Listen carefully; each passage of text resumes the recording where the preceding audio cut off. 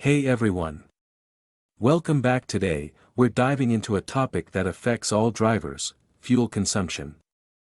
If you've noticed your fuel costs skyrocketing, stick around as we explore common causes and practical solutions to save you MO. Now, let's look at some common culprits behind high fuel consumption: poor maintenance, dirty air filters, old spark plugs, tire issues. Underinflated tires can increase rolling resistance, aggressive driving, rapid acceleration and harsh braking, excess weight. Now that we know what causes high fuel consumption, let's explore some solutions. Regular maintenance: keep your vehicle in top shape with regular oil changes and replacing air filters.